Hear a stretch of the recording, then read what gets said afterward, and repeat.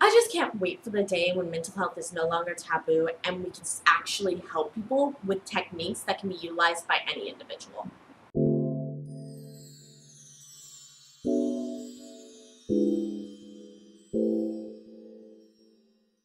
Salutations, friends. My name is Brianna Bond, otherwise known as No Ordinary Scholar. So, a few years ago, there was a trend going around where people wore a little safety pin on the outer layers of their clothes. It was intended to signify that you, as a person, are volunteering to act as a safe space for the vulnerable. Internationally, the vulnerable was referring to LGBTQ community and people of color. At my high school, we also decided to include people suffering from depression and suicidal thoughts because that was just a major issue impacting the school at the time. I took issue with this, and it's for a reason that I've talked about before. People just don't know how to talk to someone going through these types of issues. It's just not something you're ever taught.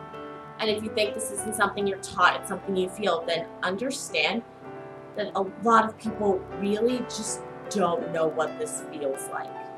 But those people are still going to compare what they're being told to their own lives so that way they can come up with advice because that's just what people do.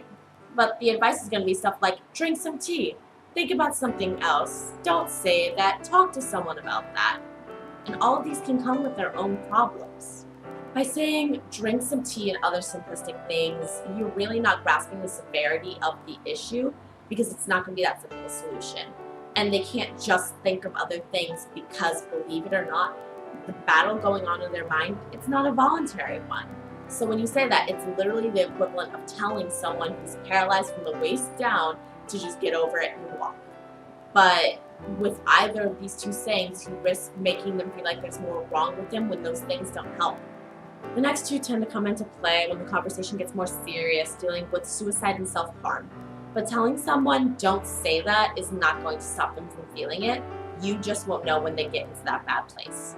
And telling someone you should talk to someone about that can also lead them to shutting you out because think about it. They were trying to talk to you about it and then you pushed them away.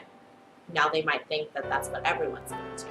And with both of these, you're showing the person that you can't be their safe space, that they can't trust you to stay at their side when things get rocky, which they most certainly will. And if they're already experiencing issues with abandonment, you're running the risk of them shutting everyone out, including the person that could eventually be the one to help them. So you're looking at this school full of people that were parading around with a symbol for assistance that only had the tools to risk making someone's situation worse. And don't get me wrong, I love seeing that community join together under the mutual desire to help, but would you really want a doctor going into surgery if you knew they didn't fully understand what they were supposed to do, or would you want them to be corrected? I don't want to discourage people from trying to help someone going through these hardships, but we need to do this right for their sake. And I think it's something we need to learn early on because at this point, suicide rates are rising so rapidly that you can't say there are this many suicides a year. Because while there were less the year before, unfortunately there will be a lot more in the future. So when the solution can be just asking someone what they need and listening to what they have to say, why can't we just try? Thank you for listening. If you want to hear more from me, hit the subscribe button and also check out my Instagram, Facebook, and noordinaryscholar.com, all of which are going to be linked in the description. And if you really like what's going on here, please consider checking out my Patreon account. But until next time, valedictions, friends.